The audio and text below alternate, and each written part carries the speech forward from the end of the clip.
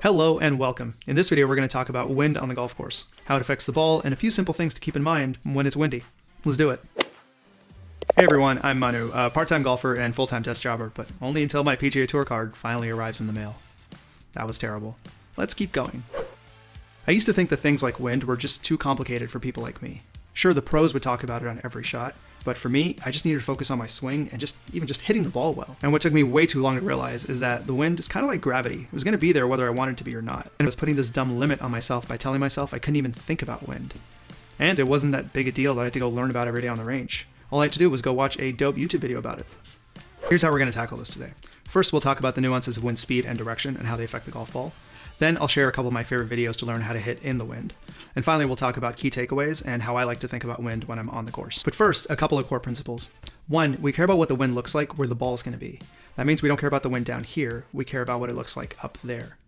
But at the same time, if it's a super windy day and we're about to hit a chip or a putt, that wind is probably going to affect the chips and putts. We also see a lot of pros throwing up grass to gauge wind speed. The thing to note here is that wind slows down as it gets closer to the ground. And so if you throw up grass to gauge what the wind's looking like down here, you have to add some more for what it's going to look like up there. So throwing up grass is more of a relative measure than an absolute gauge of how much wind there will be when you hit your shot. And core principle number 2, figuring out wind direction isn't rocket science. Most courses have a prevailing wind direction that you can just ask about in the pro shop, or you can gauge yourself over the first couple of holes using a compass. I talk more about that in this video right here.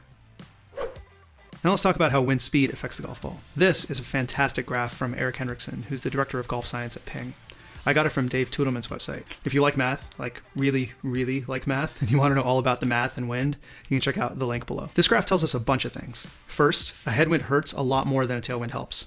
From the graph, you can see this person hits a 270-yard drive with no wind. If you add in a 30-mile-an-hour tailwind, they get almost an extra 30 yards of carry, which is pretty nice. But if you add a 30-mile-an-hour headwind, they lose twice as much. So they lose up to 60 yards of carry. So the headwind, way more damaging than the tailwind. The reason for this is in a headwind, the backspin on the ball makes the ball go straight up in the air, and it goes up until it falls right out of the air. So that old line you've heard of swing easy when it's breezy makes a lot of sense, because if you swing easy, you don't put a lot of backspin on the ball, and so it doesn't balloon and then fall out of the air the same way. The second thing to note here is that a headwind increases your left to right dispersion, but a tailwind decreases your left to right dispersion. That means if you're hitting into a headwind, your fade could turn into a slice, and your draw could turn into a hook. This is important to keep in mind if you're trying to shape the ball into a headwind, because you might get way more than you bargained for. And finally, the graph shows that draws and hooks go farther when there's a headwind, but fades and cuts, probably not slices, go farther when there's downwind. For a lot of people, this may not apply, but if your stock shot is a fade or a baby draw, this might be something to keep in mind when you're faced with a headwind. On to wind direction. This one took me forever to figure out, but I finally got it. If the wind is blowing right to left, it's going to push the ball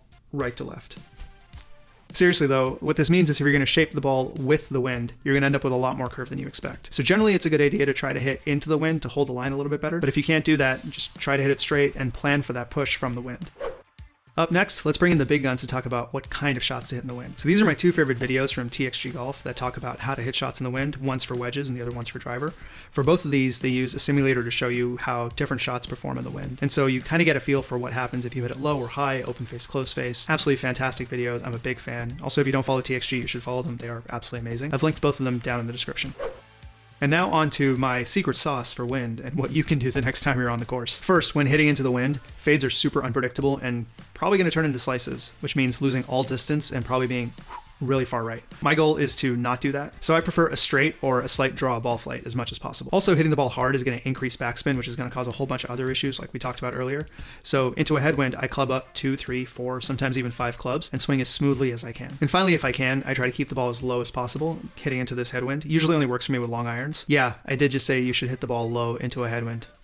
Genius level stuff here you're getting. When the wind's coming from the side, I do my best to try to hit the ball into the wind, so a draw into a left to right wind or a fade into a right to left wind. Not always possible, so when that's the case, I just try to hit the ball straight and plan for the wind to push my ball over a little bit. With a tailwind, I know the wind's going to take spin off the ball, so there's going to be less curve and more roll. This means that back pins are not a great target. Most greens slope back to front, which means if you land on the back pin, roll off, now you're going to have a short-sided downhill chip.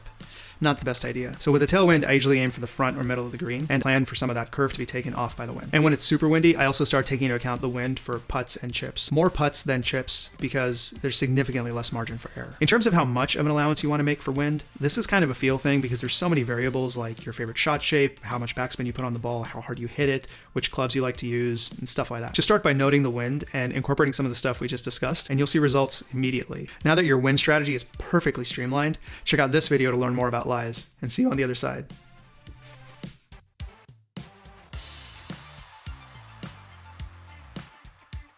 Hi, I'm Manu, a full-time golfer. Nope, that's not damn.